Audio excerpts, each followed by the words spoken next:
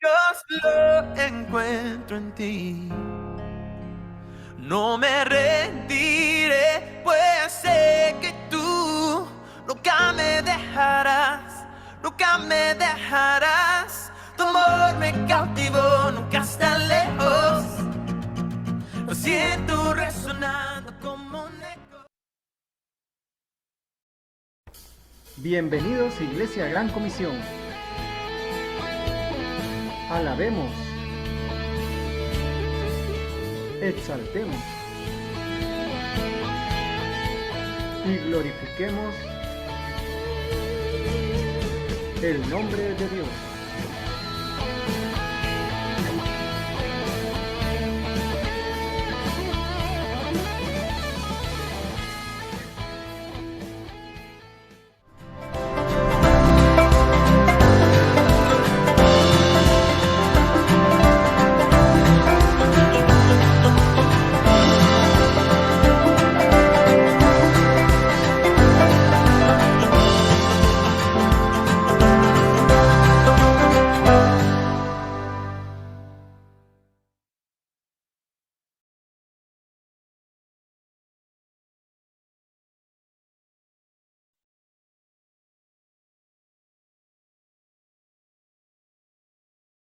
Hola, muy buenos días a todos. Bienvenidos. Dani, ¿me confirmas si me escuchas y ves mi pantalla?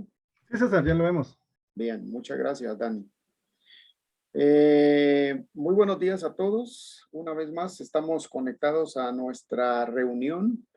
Espero que lo que vayamos a compartir hoy sea de ánimo, sea de edificación, sea de exhortación para la vida de cada uno de nosotros. El mes de septiembre, nosotros compartimos la serie la libertad que trasciende.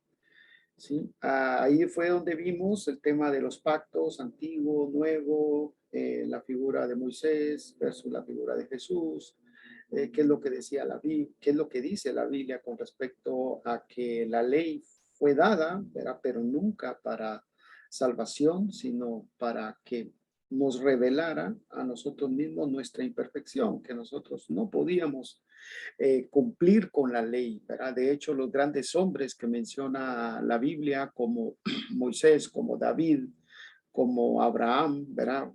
Fallaron, no cumplieron la ley. Sin embargo, Dios los salvó y los salvó porque al final ellos creyeron en Dios. ¿Sí? Entonces, la ley dijimos también que es buena, es justa, es santa. Y a nosotros como creyentes, como hijos de Dios, como seguidores suyos, servidores, en fin, estamos llamados a obedecer la ley, ¿verdad? Mas no para salvación, sino para dar un buen testimonio, ¿verdad? Para que también a nosotros nos vaya bien en nuestras vidas. En fin, así que dejamos septiembre, dejamos esa serie de la libertad que trasciende, una libertad que no se basa en la temporalidad, no se basa en la tierra, sino excede más allá, ¿verdad? Va hacia la eternidad. Iniciamos octubre y en octubre pues vamos a iniciar una nueva serie hoy y la serie le hemos llamado La Revolución de la Cruz. La Revolución de la Cruz tiene que ver con no la cruz en sí, sino quién hizo esa revolución en la cruz. Y por supuesto, estamos hablando de Jesucristo y nos vamos a basar en los versos de Mateo 27, 40 al 42, quizás por temas de tener un poquito más de contexto, voy a agarrar un verso antes y un verso posterior, pero esos son los versos centrales. Y cuando hablamos de revolución, muchos lo ven desde el tema político, del tema violento, el tema de arrebatar algo. Sin embargo, el tema de revolución se puede dar de diferentes maneras. Puede ser, por ejemplo, que alguien haya sacado, publicado, editado un libro y pues eso haya hecho un cambio en una persona, quizás en su forma de comer, por ejemplo. ¿Verdad? Obviamente no se escapa el tema de un gobierno en el cual por X y circunstancias que pasan internamente, la población hace una revolución. Está también el tema de un país, una creencia, una persona, en fin, la revolución como tal, según las definiciones, es un cambio, está relacionado a un cambio. Comúnmente nosotros tenemos mapeado en nuestra mente el tema de un cambio violento, ¿verdad? Un cambio que implica eso en las instituciones, por temas económicos, sociales, comúnmente a nivel de país. Y pues sí, en Guatemala el 20 de octubre celebramos o se celebra la revolución que ocurrió el 20 de octubre de 1944. ¿Sí? Pero dejando a eso por un ladito y poniéndole énfasis a lo más importante, vamos a hablar de ese cambio profundo que debe de suceder o que puede suceder en la vida de una persona. Y ese cambio, ¿quién lo propicia? ¿Quién lo hace posible? ¿Verdad? ¿Qué es lo que dice la historia y principalmente en las Sagradas Escrituras, que es la Biblia, con relación a Jesucristo, esa revolución que él hizo sin tomarse el papel de un revolucionario? ¿Verdad? Jesucristo revolucionó a la humanidad hace 2000 años. Cuando él vino en su forma de ser, en su forma de tratar, en su forma de vivir, en su forma de hablar, de pensar, en sus milagros y por sobre todo con su sacrificio, con su amor, él revolucionó a toda la humanidad. No fue de un solo país, no fue de una persona, no fue de un segmento, no fue solo temporal, que solo se haya quedado en un tiempo, sino lo que él causó fue un cambio profundo que hasta hoy en día perdura. Es más, aunque en el mundo científico algunos niegan el hecho de muchas cosas tan simple como, por ejemplo, algunos no utilizan el antes de Cristo y después de Cristo, porque Jesús vino a hacer un cambio a nivel del tiempo, ¿verdad? Utilizan otras palabras, otras frases, pero lo cierto es que si a ustedes y yo nos dicen, bueno, esto sucedió posterior a Cristo, pues yo o esto sucedió antes de Cristo, pues a nosotros no nos causa mayor conflicto, ¿verdad? Porque simplemente estamos hablando, ok, cuando Cristo hizo la diferencia en el tiempo. Así que vamos a hablar de estos pasajes, vamos a ver qué es lo que dice, de qué cambio, ¿verdad? O por qué cambio, mejor dicho, Jesucristo soportó todo con tal de que ustedes y yo pudiéramos también ayudar a otras personas a hacer esa revolución, es decir, ese cambio profundo que Cristo quiere que se dé en la vida de las personas. Así que antes de entrar de lleno, quisiera dejar este tiempo en las manos del Señor y vamos a orar brevemente, ¿sí? Señor, te damos gracias por un día más de vida que tú nos regalas. Gracias, Señor, por permitirnos vernos la luz. Gracias porque podemos caminar, podemos comer, podemos sentir, en fin, tantas cosas, Señor, que quizás lo vemos como algo que sí, cada mañana lo deberíamos de hacer, pero lo cierto, Señor, es que solo es posible en tu gracia y en tu misericordia. Y gracias por tu fidelidad y gracias por tu cuidado. Señor, y en esta mañana te queremos suplicar, te queremos pedir porque tú puedas hablar a nuestro corazón, a nuestra mente, a nuestra vida, para que eso, Señor, que tú hiciste hace muchos años, tú puedas ayudarnos, que nosotros seamos los medios para que tú puedas usarnos y hacerlo en la vida de las personas. Dejamos este tiempo en tus manos, en el nombre de Jesús. Amén. Muy bien, entonces, ¿De qué vamos a hablar el día de hoy? Como les anticipaba, los versos centrales son Mateo, como bien Dani lo había publicado, del 40 al 42. Y les decía que voy a tomar un verso antes y un verso después para dar un poquito más de contexto y también podamos ver qué otras cosas suceden por ahí, ¿sí? Así que si me acompañan a leer en Mateo 27, del 39 al 43, en la versión Reina Valera contemporánea, dice: los que pasaban lo insultaban y mientras meneaban la cabeza decían: tú que derribas el templo y en 3 días lo reedificas, sálvate a ti mismo. Si eres hijo de Dios, desciende de la cruz. Del mismo modo, también se burlaban de él los principales sacerdotes, los escribas, los fariseos y los ancianos. Decían: salvó a otros, pero a sí mismo no puede salvarse. Si es el rey de Israel, que baje ahora de la cruz y creeremos en él, ya que él, o sea, Jesús, confió en Dios, pues que Dios lo libre ahora, si lo quiere.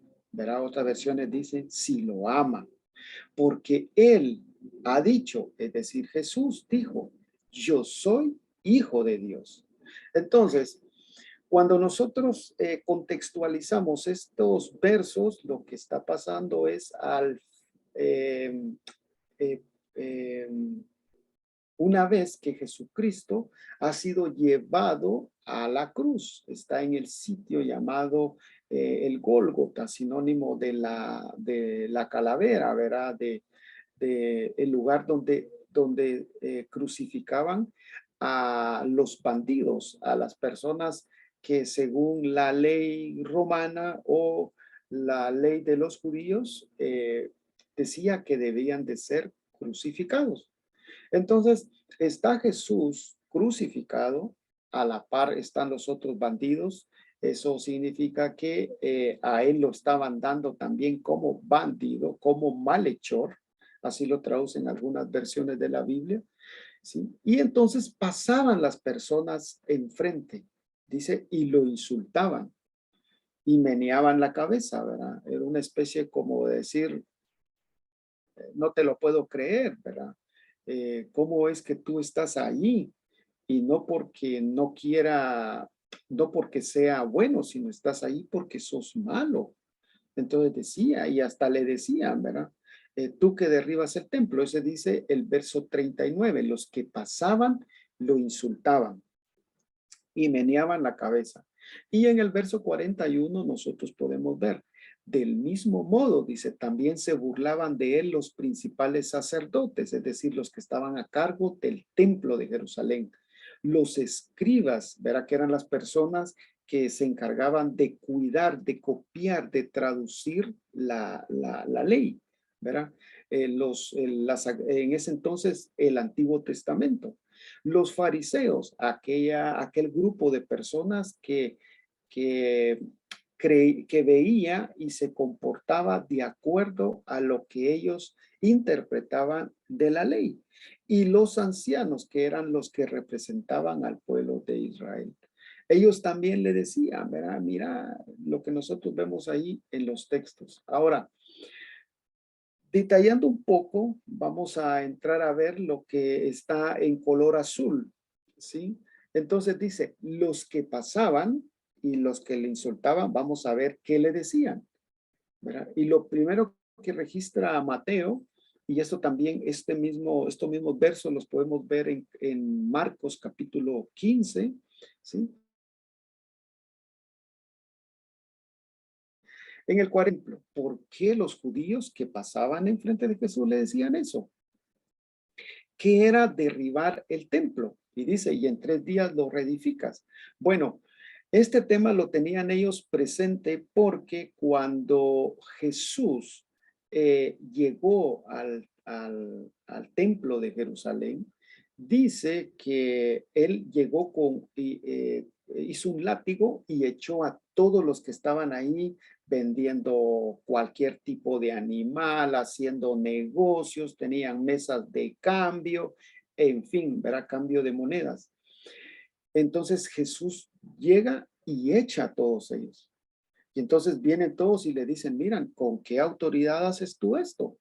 ¿Verdad? Entonces él les dice, la casa de mi padre será llamada casa de oración, pero ustedes la han convertido en un mercado, en un lugar de negocios. Entonces vienen ellos y le dicen, a ver, si es la casa de tu padre, ¿qué señales nos das? Entonces Jesucristo viene y les recita,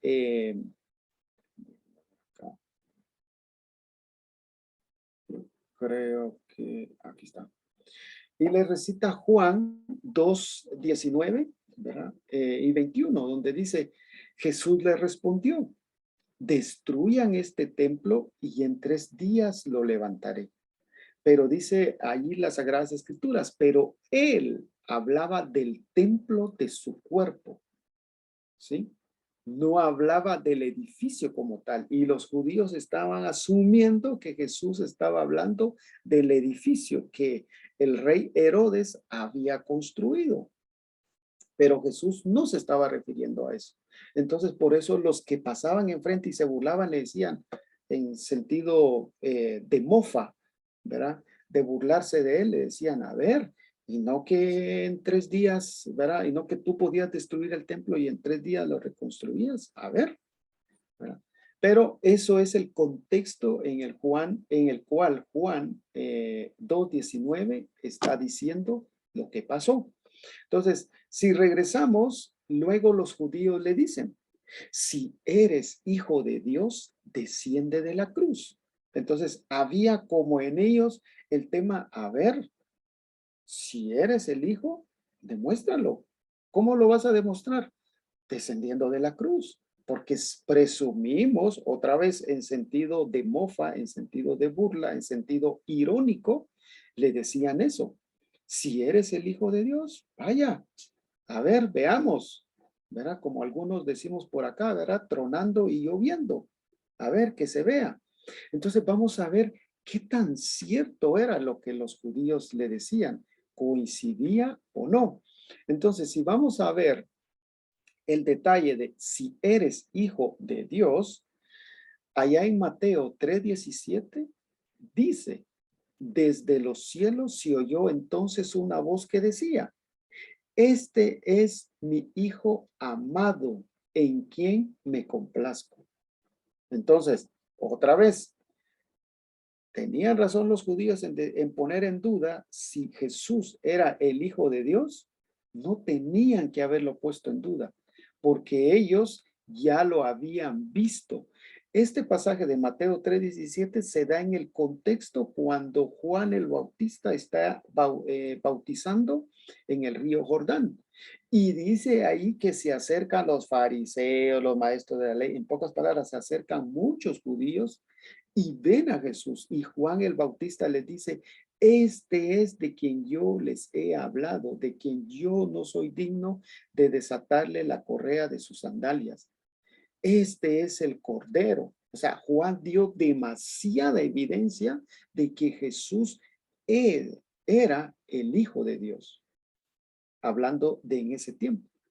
¿Verdad? Entonces, cuando los judíos se acercan, es más, Juan el Bautista les habla en un tono que si nos hablaran en este tiempo, cualquiera de quizás de nosotros saldríamos corriendo, porque él se refiere a los fariseos, ¿verdad? Como camada de víboras, como serpientes, ¿verdad? Les dice quién les enseñó a salir, quién les dijo, perdón, que debieran de salir de sus guaridas. Y él los anima y les dice, perfecto, si ustedes quieren que yo los bautice para arrepentimiento, dice, yo los bautizo. ¿Verdad? No para salvación, porque el bautismo nunca fue dado también para salvación, sino para arrepentimiento, para encaminar a las personas a creer en Cristo. Entonces le dice, si los quieren hacer, ustedes hagan obras de verdadero arrepentimiento. Entonces, cuando llega Jesús donde Juan le dice, mira, yo soy el que debo ser bautizado. Y Jesús le dice, no, bautízame tú porque así dicen las Sagradas Escrituras. Y así es como llegamos a Mateo 3:17. Entonces, Dios le está diciendo a Jesús, a todos nos está diciendo que Jesús es el Hijo amado de Dios. Entonces, Los amigos judíos no tenían que haber puesto en duda si Jesús era hijo de Dios. Ahora, si nosotros lo traemos a la actualidad, pasa lo mismo. Las personas objetan, las personas no creen, las personas dudan, las personas dicen que no es, que Jesús fue otra persona como ustedes y como yo. Verá que murió y no resucitó. En fin, les pasa lo mismo que les pasaba a los judíos. Sigamos. Cuando dice, si eres hijo de Dios, y ya vimos que sí era hijo de Dios, dice, desciende de la cruz. ¿Cuál es el tema con desciende de la cruz? Para llegar a este pasaje, antes de leerlo, voy a dar un contexto, como es nuestro hábito, para que ustedes y yo sepamos un poco más de qué está hablando y nos sirva mejor para poder interpretar, para poder saber qué es lo que está diciendo. Entonces, este verso de Mateo 4:6 se da cuando después de ser bautizado Jesús, el Espíritu Santo dice que lo lleva al desierto. Y ahí Jesús, después de 40 días, sin comer, dice que es tentado por el diablo, ¿sí? El enemigo de todos. Entonces dice que el diablo en la segunda tentación que le hace a Jesús, le dice, si eres hijo de Dios. O sea, otra vez, esa misma frase es la que le repiten los judíos. Si eres hijo de Dios, y le dice, lánzate hacia abajo, que es decir, baja, sinónimo de lo que le estaban diciendo los judíos. Los judíos le decían, hey, estás crucificado, estás en un lugar más alto que nosotros. Vaya, si eres hijo de Dios, baja. Y el diablo allá en la tentación, en la segunda, le dice, si eres hijo de Dios, lánzate hacia abajo. ¿Dónde estaba Jesús ahí? Dice que estaba en la cima del templo. Entonces ahí el diablo lo está tentando y le dice porque escrito está, a sus ángeles mandará alrededor de ti y también en sus manos te sostendrán para que no tropieces con piedra alguna. Malo para recordar las sagradas escrituras el enemigo, porque le faltó la frase principal del verso. Y la frase principal del verso es la que dice Salmo 91, 11 y 12.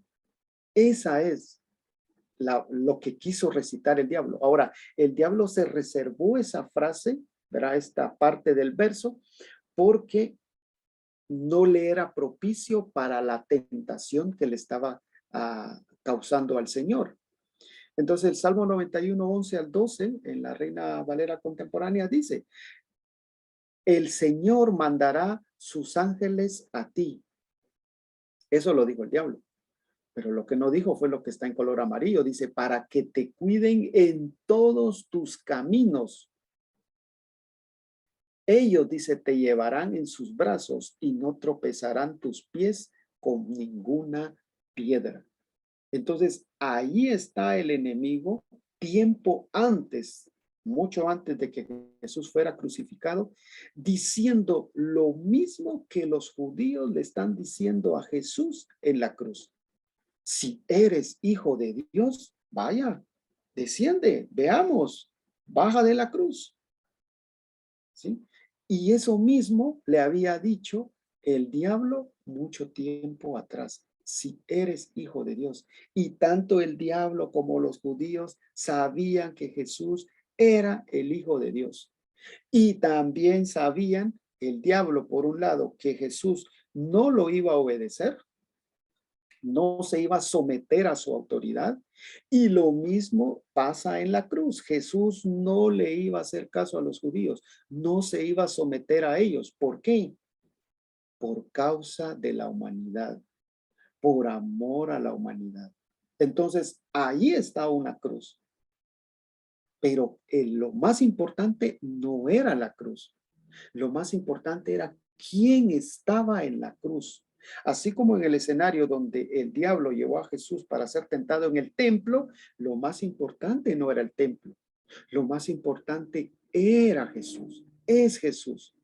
Y lo mismo se replica allá. No es la cruz, es quién está en la cruz. y está Dios representado en Jesús, el Hijo suyo. Entonces, la pregunta es, ¿y por qué no se bajó Jesús? ¿Será que podía? ¿No podía? ¿Sí? Entonces, dice que en esa cruz a Jesús le pusieron los soldados romanos, por instrucción de Pilato, le pusieron, ¿verdad? Aquí está el rey de los judíos. Entonces, a Jesús, en el término de los romanos, su condenación fue porque él era el rey de los judíos. Y ustedes saben que para los romanos había un emperador, otro rey, era el César, ¿sí? Entonces, por esa causa los romanos accedieron. Y por el otro lado de los judíos, verá, porque dice que Jesús decía ser hijo de Dios. Y no solo lo dijo él, no solo lo evidenció, no solo lo vieron, sino que Juan el Bautista y otros profetas más como Isaías, Jeremías, en fin, hablan mucho de la profecía de quién iba a ser Jesús. ¿Quién era Jesús? ¿Ok? Entonces, ahí en la cruz nosotros tenemos un escenario que ya se había dado y los amigos judíos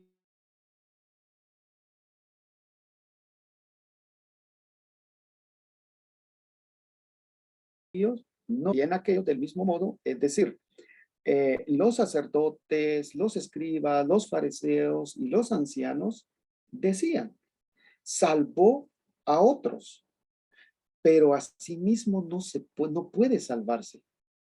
Veamos a ver si es cierto lo que los judíos estaban diciendo. Y en cuanto a salvó a otros, bueno, ustedes saben que Jesús salvó a infinidad de personas y nos salvó a ustedes y a mí, que hemos creído en Él como nuestro Señor y Salvador, como pecadores que somos, como creación suya y como personas que necesitamos de un Salvador. Todos hemos fallado. Romanos 3:23 dice, por cuanto todos pecaron y están alejados, destituidos, fuera, ¿verdad? De la gloria de Dios. Entonces, cuando dice salvó a otros, vamos a hablar de un ejemplo puntual, ¿verdad? Porque él salvó a ciegos, a paralíticos, inválidos, sordos, en fin, pero vamos a hablar de uno puntual. Entonces, cuando nosotros vamos a ver esto, está el contexto de Lázaro. Lázaro dice que era un amigo de Jesús juntamente con las hermanas de él, Marta y María, ¿sí? Entonces dice que Jesús está en un lugar y Lázaro vive en otro. Lázaro muere y sus hermanas le mandan a decir a Jesús, hey, tu amigo ha muerto. Y Jesús, verá, él le dice, ok, él no regresa inmediatamente, sino él va después. Todo a su debido tiempo, como el Señor lo hace, como el Señor lo maneja, como el Señor dice. Entonces, cuando Jesús 3 días después va o tiempo después va a donde está Lázaro, ya lleva 4 días Lázaro de estar en la tumba. Entonces, cuando llega, las hermanas reciben, muchos ya conocen este verso o este pasaje, este escenario, y le dice una de ellas, verá, Señor, si hubieras estado tú aquí, no hubiera pasado esto. Otra hermana le dice, verá, la otra hermana de Lázaro, Señor, dice, cuando el Señor lo quiere sacar de la tumba, le dice, Señor, ya lleva 4 días, ya, mira, hiede. Ustedes saben cómo se descompone nuestro cuerpo. ¿Verdad? Por eso que solo nos dan 24 horas para, más o menos, para ser enterrados. Y dependiendo del asunto, algunos necesitan un tratamiento para el cuerpo para que aguante más tiempo. En fin, entonces estaban conscientes que ya Lázaro llevaba 4 días de muerto.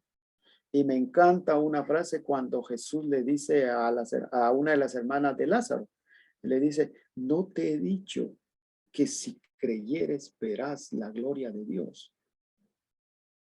No te lo he dicho, le dice Jesús. Y entonces llegamos al verso de Juan 11:43 al 44. En la versión Dios habla hoy. Dice, después de decir esto, gritó, Lázaro, sal de ahí. Y el que había estado muerto salió. con las manos y los pies atados con vendas y la cara envuelta en un lienzo. Jesús les dijo, desátenlo y déjenlo ir. Hay demasiada enseñanza, demasiadas cosas que quizás también en este mismo pasaje nunca las vamos a poder saber con certeza cómo fue que sucedieron. Pero lo importante es que sucedió. Y cuando digo que sucedieron es cómo le hizo Jesús para que el cuerpo volviera otra vez. ¿Cómo hizo Jesús con el espíritu de Lázaro?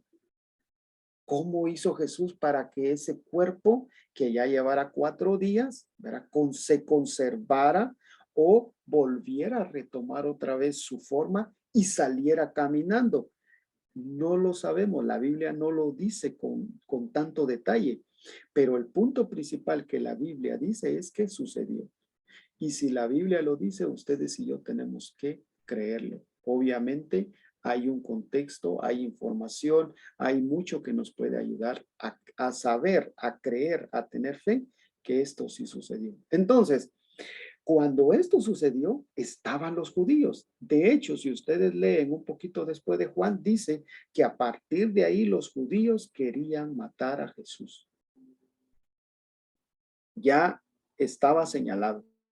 Ya le habían puesto el ojo, que lo querían matar, ¿verdad? Y la enseñanza principal ahí dice, y el que había estado muerto salió.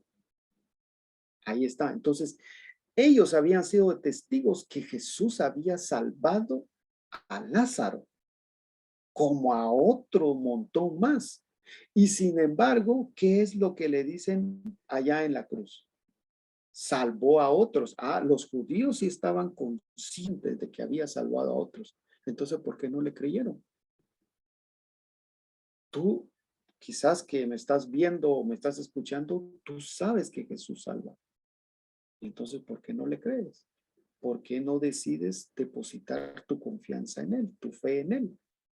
Ahora, si seguimos, dice, pero asimismo no puede salvarse.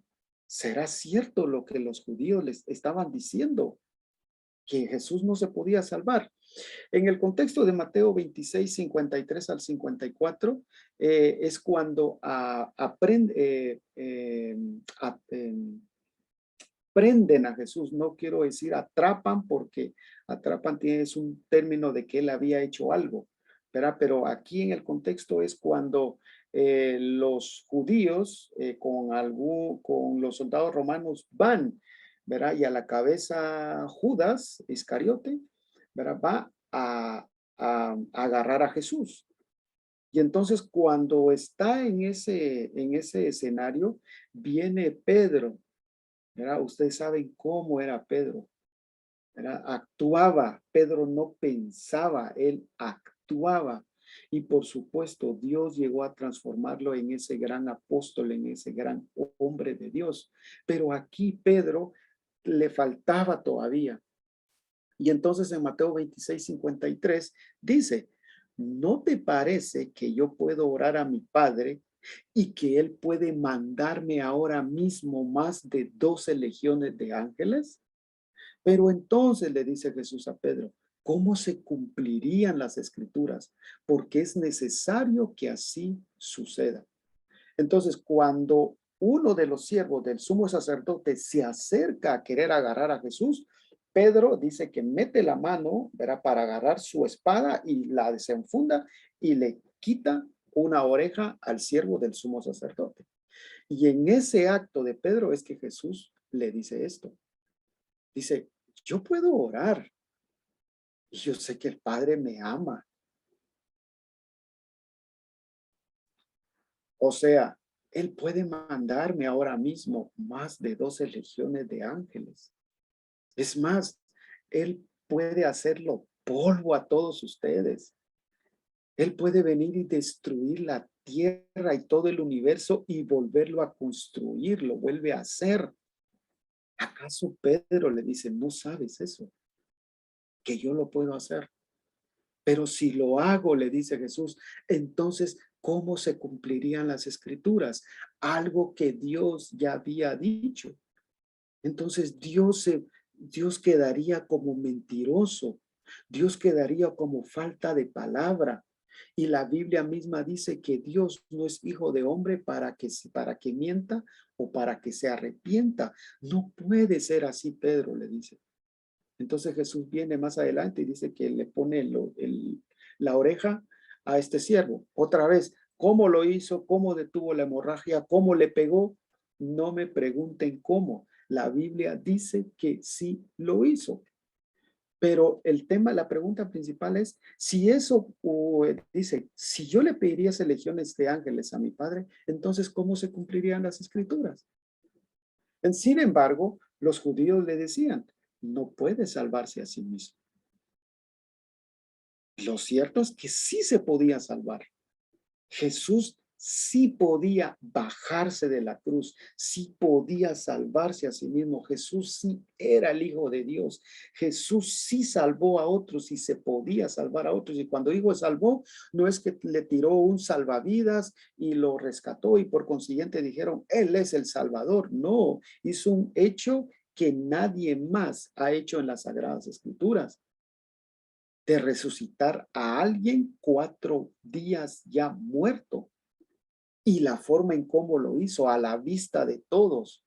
Y no usó magia, ni fórmulas, ni dichos, simplemente con la autoridad de él le dijo, sal, y Lázaro salió.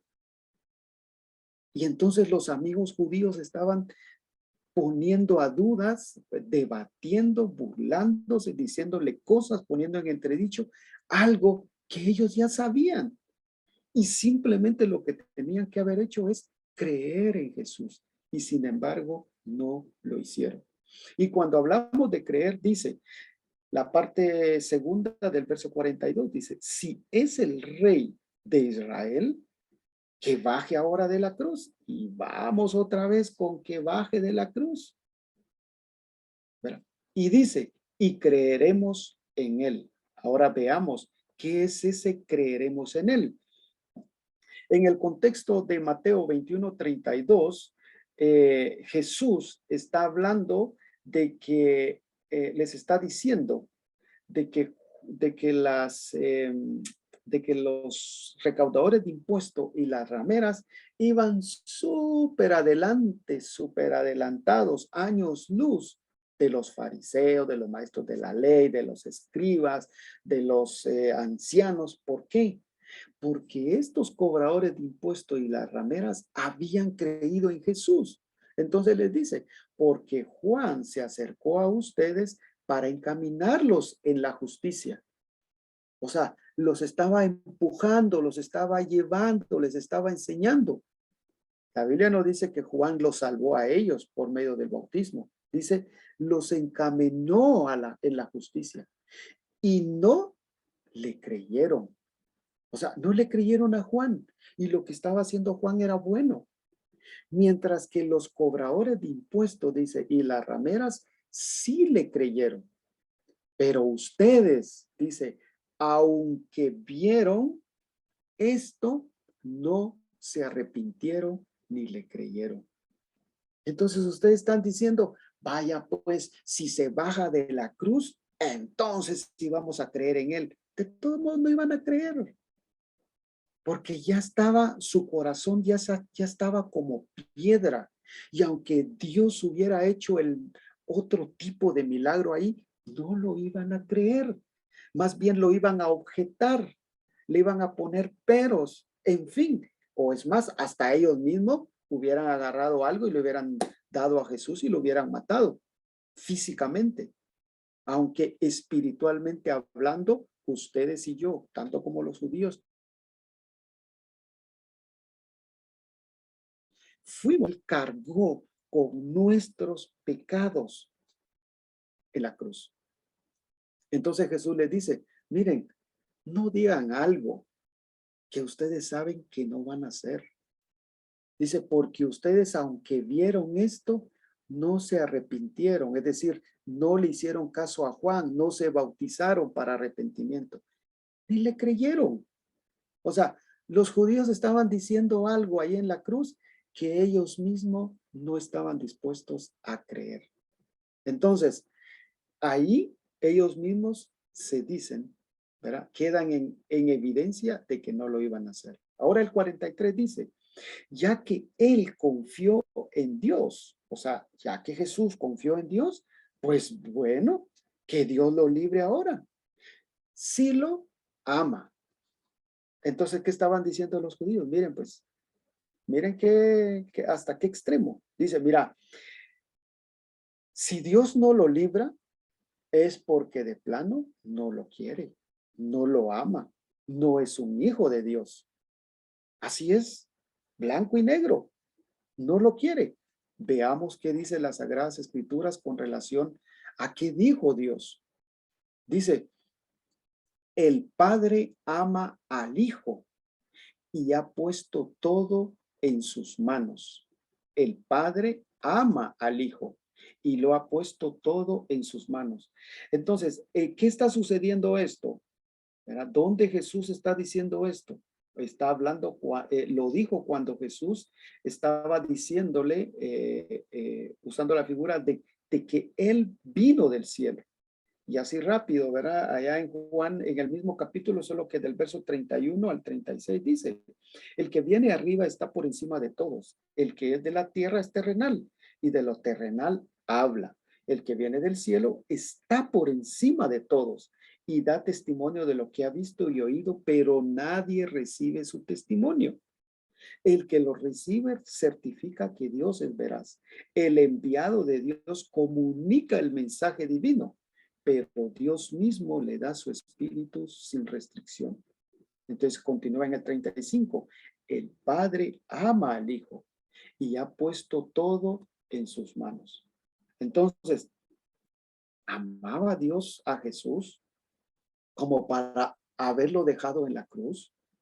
¿O será que no lo amaba, por eso es que no lo bajó de la cruz? Pero hay cosas que a veces pasan en nuestra mente y dudamos, objetamos, se nos hace un colocho, ¿verdad? Pero lo cierto es que Dios sí amaba a Jesús y dice que lo ha puesto todo en sus manos. Si no, podemos ir a leer Juan, el libro de Juan, capítulo 1, verso 1 al 5.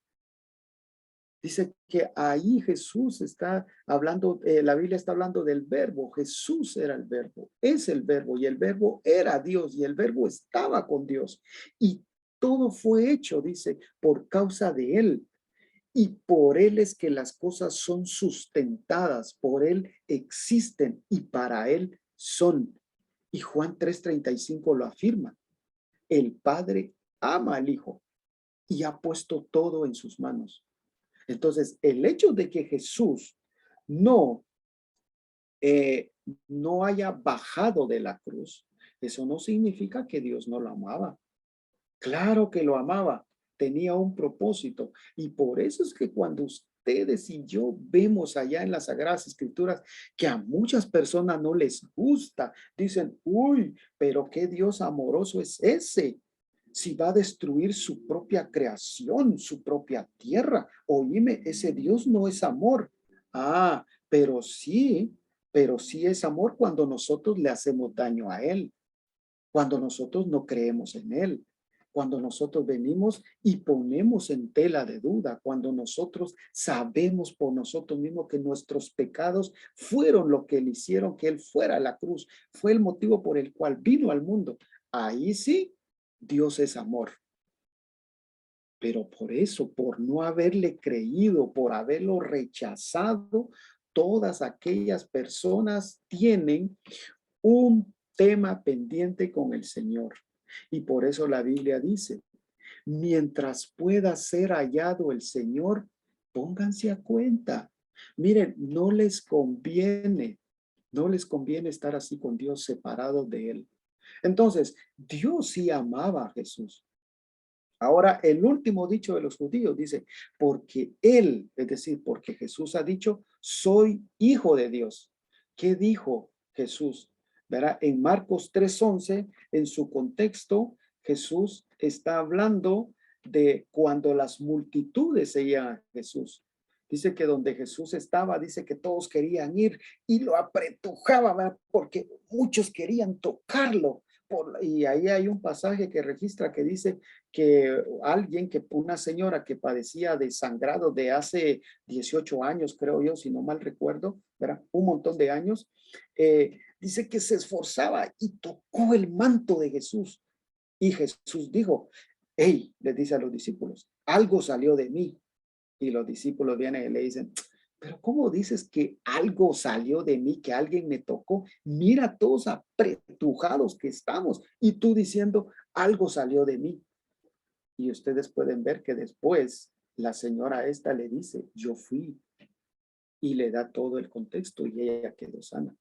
Entonces, en ese contexto de esa apretazón que se daba cuando Jesús estaba y todos querían saludarlo, abrazarlo, tocarlo, ¿verdad? Porque estaban enfermos. Dice Marcos 3:11, y cuando los que estaban poseídos por espíritus malignos lo veían, los espíritus los arrojaban al suelo frente a él y gritaban, tú eres el Hijo de Dios. Oiga, hasta los espíritus malignos sabían que él era Dios. Y los amigos judíos allá en la cruz, poniendo en tela de duda si Jesús era el Hijo de Dios. Dicen, él lo dijo. Entonces, toda la escena que pasó allá en la cruz, todas esas cosas que dijeron los judíos, eran mentiras, que ellos estaban burlándose de Jesús, que si eres hijo de Dios, entonces desciende de la cruz, que si salvó a otros, entonces que se salve a sí mismo, para que nosotros podamos creer en él. Si él dice que derribe el templo, entonces él sabrá qué hacer, que si él, será que Dios lo ama, verá, vaya que lo salve, si es un hijo de Dios, porque él también así lo dijo. O sea, todo excusas, todo pretextos. Pero todo eso, la misma Biblia dice que eso era mentira en cuanto a la duda que generaba en los judíos. ¿Por qué? Porque la misma Biblia afirma que eso era verdad. Jesús, cuando dijo del templo, estaba refiriéndose a su cuerpo y de hecho murió y resucitó al tercer día. Ahí se cumplió eso. Cuando dice que si era hijo de Dios, ya vimos que el pasaje dice que Dios lo amaba. Y cuando hablaba del desciende de la cruz, ya vimos que el enemigo también le hizo ese mismo tipo de tentaciones. Salvó a otros, vimos el tema de Lázaro, que lo resucitó después de 4 días de haber muerto. No me pregunten cómo, qué cosas, de dónde, cómo le hizo con el espíritu de Lázaro, cómo fue el cuerpo. No me pregunten porque la Biblia no da detalle de eso. Pero lo cierto es que sí lo hizo. ¿Verdad? Y en cuanto a que sí mismo no podía salvarse, claro que podía salvarse. Más se le dijo, pueden mandar legiones de ángeles. Y en cuanto a que creemos en él, ustedes y yo podemos creer en él y podemos ser salvos cuando nosotros creemos en el amor de Dios. Y que en cuanto a que Dios sí lo quiere, por supuesto lo ama. Ellos son 3 en una misma persona. 3 en uno. Dios Padre, Dios Hijo y Dios Espíritu Santo. No pueden coexistir uno sin el otro. ¿Sí? Porque Él ha dicho, dice, soy hijo de Dios, por supuesto, Él es el Hijo de Dios. Jesús dijo, yo soy el camino, la verdad y la vida. Nadie viene al Padre si no es por mí.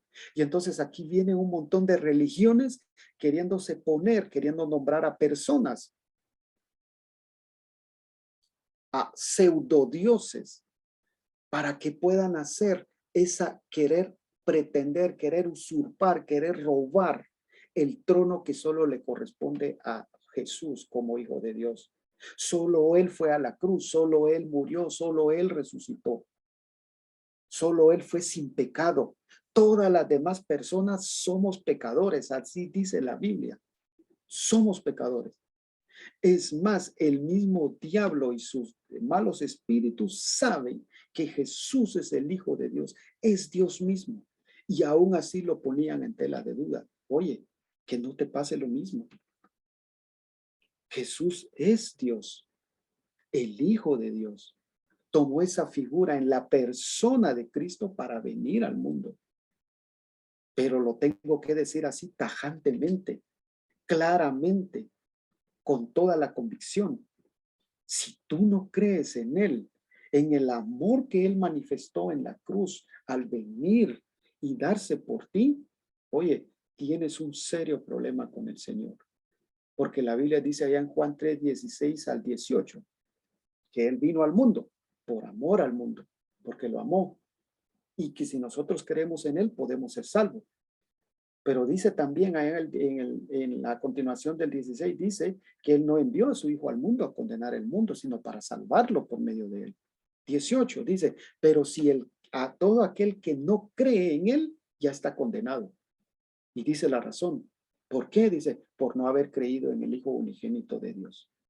Entonces, todo esto lo agarra a una persona y su corazón lo mueve, lo revoluciona, lo cambia, lo transforma. Y esa persona es el apóstol Pablo. Y de eso es que vamos a terminar hablando en este día de hoy. Denme unos 5 minutos para terminar. Dice, anunciar las buenas nuevas. Entonces, cuando Pablo, por el Espíritu Santo, en su gracia y su misericordia, hace suyo todo esto, Pablo le causa una revolución en su cuerpo. Es un sinónimo de un cambio profundo. Dice Pablo, yo no me puedo quedar con esto en mis manos. Si bien es cierto ahora que yo soy una persona salva por haber creído en Jesucristo, por su gracia y misericordia al regalarme la salvación, no me puedo quedar con esto. Tengo que anunciarlo. Y entonces llegamos a 1 Corintios 1:17, que es el verso del tema de hoy. Dice, pues Cristo no me envió a bautizar, sino a predicar el evangelio. Y esto no con palabras elocuentes, para que la cruz de Cristo no perdiera su valor. Y allá en 1 Corintios 11:1, Él nos anima, nos dice, imítenme a mí, es decir, a mí, apóstol Pablo, así como yo imito a Cristo. Entonces, ¿qué está diciendo Pablo? Bueno, todo eso que vimos ahí en Mateo, eso yo lo estoy tratando de imitar. Entonces, Pablo tiene bien claro la persona que fue enviada a cumplir un ministerio, como lo vimos anteriormente, para encaminar a los judíos a la justicia de Dios, fue Juan el Bautista. ¿Sí? Por eso le llaman el Bautista, le pusieron así, ¿verdad? No por nombre, sino por lo que él hacía. Pero Pablo comprende que todo eso que pasó en la cruz es para que él predique el evangelio. ¿Sí? Y dice, no con mis palabras, no porque como yo soy pilas, no porque como yo saqué un doctorado, una licenciatura en temas de cómo transmitir, no, dice Pablo, no con palabras elocuentes. ¿Para qué? Dice, para que la cruz de Cristo, todo eso que vimos anteriormente, no pierda su valor. ¿Y cuál es el valor de la cruz? Es Cristo, es decir, para que yo no le quite nada a eso que Jesús hizo, al mismo Cristo. Entonces, si nosotros viniéramos y agarramos 1 Corintios 1:17 y donde dice, pues Cristo no me dio a bautizar, si nosotros le cambiamos ese bautizar por lo que hoy por hoy nos desvela, nos quita el sueño, por el cual hoy por hoy nuestro tiempo estamos ahí 24 horas, estamos esclavizados, pegados, etcétera, ¿qué le pondrías tú? Pues Cristo no me envió, ¿a qué? ¿Será a trabajar? ¿Será a perder mi tiempo? ¿Será a ver televisión? ¿Será a pasar mi tiempo en las redes sociales? ¿Será a criticar? ¿Será, en fin, ponle eso ahí? Entonces, a eso no te envió el Señor, ni a mí tampoco. A ustedes y a mí el Señor nos mandó a predicar el evangelio, aquello que sucedió con Jesús, que Jesús vino y lo que vimos que pasó en la cruz. A eso. Ahora déjame preguntarte, ¿predicas tú el evangelio? Y si lo predicas, ¿cómo lo haces? Miren, que es interesante que cuando nosotros vemos la vida del apóstol Pablo, Pablo predicaba el evangelio y todo lo demás él lo hacía derivado de que su prioridad era predicar el evangelio. Por eso es que Pablo iba a otros lugares, por eso es que Pablo era prisionero, por eso es que Pablo se soportaba sacrificio, por eso es que Pablo se quedaba, estaba dispuesto a no comer, por eso es que Pablo lo torturaron, lo maltrataron. ¿Pero por qué? Porque su punto principal era predicar el evangelio. No era al revés, no era que como yo tengo un montón de cosas que hacer, entonces por eso es que yo predico el evangelio. Es completamente a la inversa. Y por eso dice el apóstol Pablo, no con palabras elocuentes.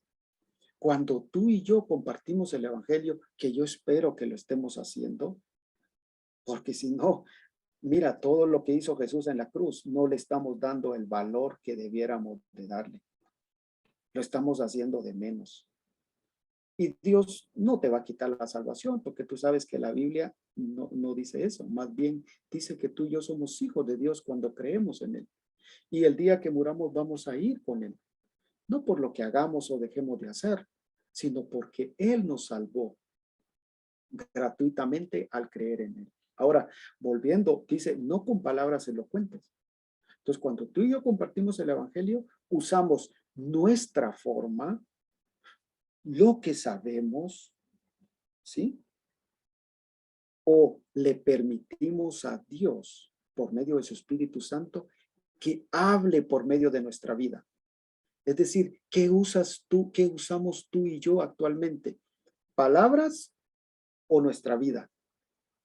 Si usamos palabras, lo más seguro es que somos nosotros los que estamos queriendo hacerlo. Pero si permitimos que sea nuestra vida, entonces Dios es el quien está obrando por medio de ella para que sea un reflejo de Él ante las personas. Entonces, cuando nosotros hablemos, eso va a ser match, va a ser evidente, porque si no, estamos queriendo convencer a las personas con palabras, pero nuestros hechos, nuestras vidas no reflejan aquello que Jesús quiere que reflejen. Discúlpame que te hable tan claro, pero así es. Y tú y yo no podemos seguir viviendo así. Lo digo por mí mismo. No podemos seguir viviendo así. Y lo tercero, la cruz de Cristo no perdiera su valor. Si tú le agregas y le quitas algo a la hora de transmitir el evangelio con esa claridad, fidelidad, amor, etcétera, le estás quitando el valor a Cristo.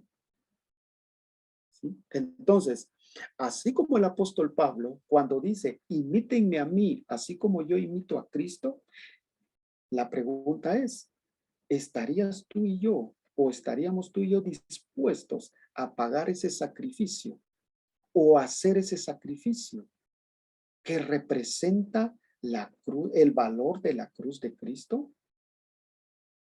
Porque quizás de ahí viene la respuesta. Si tú y yo no estamos dispuestos a amar a las personas, no estamos dispuestos a hacer vida ese valor de la cruz de Cristo, ahí está la explicación por la cual hoy por hoy no compartes el evangelio, no lo predicas, porque quizás hoy por hoy estás lidiando con unas cosas y no estás haciendo algo al respecto. Y Dios dice, ven a mí, pongámonos a cuenta, hablemos. Fallaste, no hay ningún problema, yo soy tu abogado, yo te defiendo. Yo voy donde el Padre y le digo, Padre, concédele otra oportunidad y Él te la va a dar. Pero tú no puedes seguir, tú y yo no podemos seguir perdidos en nuestros asuntos y que el valor de la cruz de Cristo quede por un lado. Termino acá y gracias por su tiempo porque me extendí unos 10 minutos más. Efesios 5:1 dice en la Nueva Traducción Viviente, por lo tanto, imiten a Dios en todo lo que hagan, porque ustedes son sus hijos amados. Mira, qué título, qué cosas con la que Dios nos llama. Dice, somos sus hijos amados. Y si somos sus hijos amados, ¿qué no estaríamos dispuestos para hacer, para devolver, para corresponder a un Padre amoroso como Dios? Por lo tanto, dice, es una conclusión, es algo que Pablo dice, mire, pónganse a pensar, háganlo. Y miren, es algo bueno. Imiten a Dios en todo. Dice, vaya, hoy ya vimos lo que pasó allá en Mateo, cuando están crucificando a Jesús. Imiten a Dios en todo. Él estuvo dispuesto a pagarlo todo.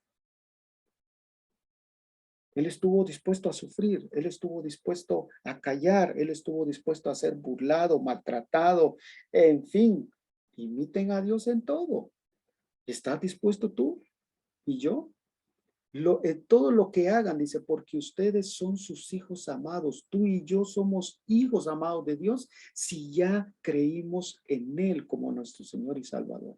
Y eso debiera ser suficiente para que tú y yo podamos comunicar, anunciar, decir, hablar la buena noticia.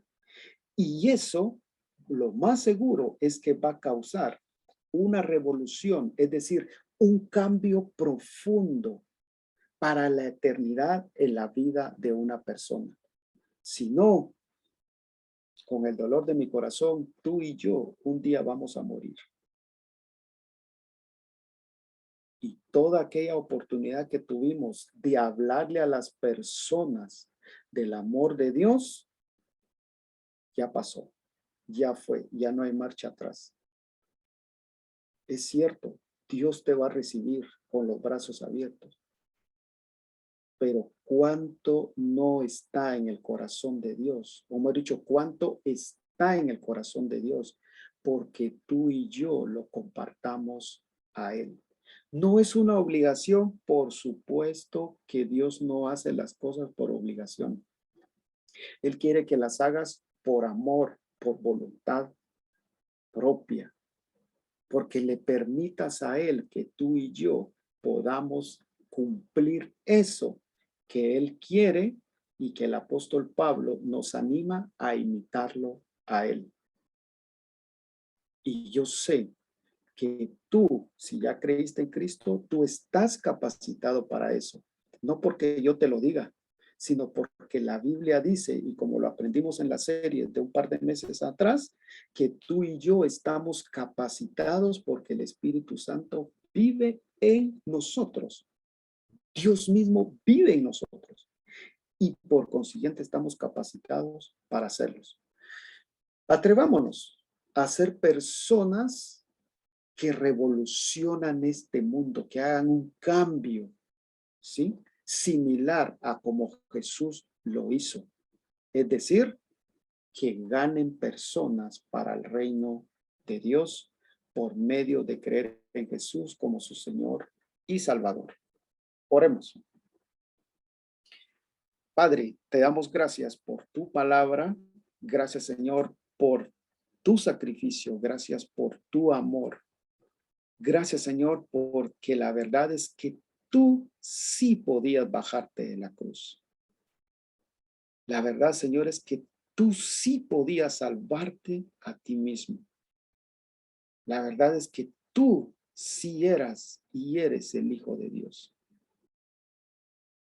La verdad, Señor, es que tú eres el Hijo amado de Dios, Dios mismo. Señor, y reconocemos que muchas veces en nuestra vida diaria lo ponemos en duda. Te ponemos a prueba. No te hacemos caso, te desobedecemos.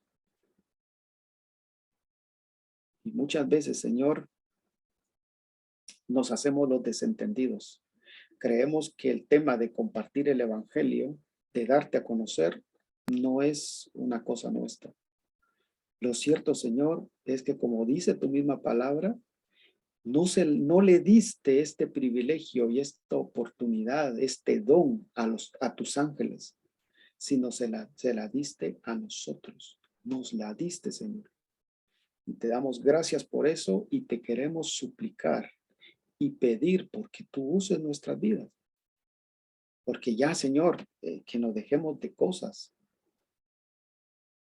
Que tú uses nuestra vida, Señor, que te demos permiso para que tú puedas llevarte toda honra, toda gloria, toda alabanza.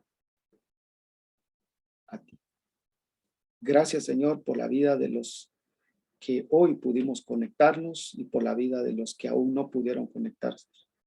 Gracias por los que son tus hijos y por los que van a llegar a ser tus hijos. Gracias, Señor, porque tú quieres usarnos. Y ojalá, Señor, que cada uno de nosotros se deje usar por ti para que te llevemos mucho fruto. Sabemos que quizás no somos los mejores, pero tú sí eres el mejor, eres el más excelente. Y tu palabra dice que en nuestra debilidad tú te perfeccionas. Señor, que tú eres el poderoso gigante que está con nosotros. Úsanos, Señor, para honra y gloria tuya.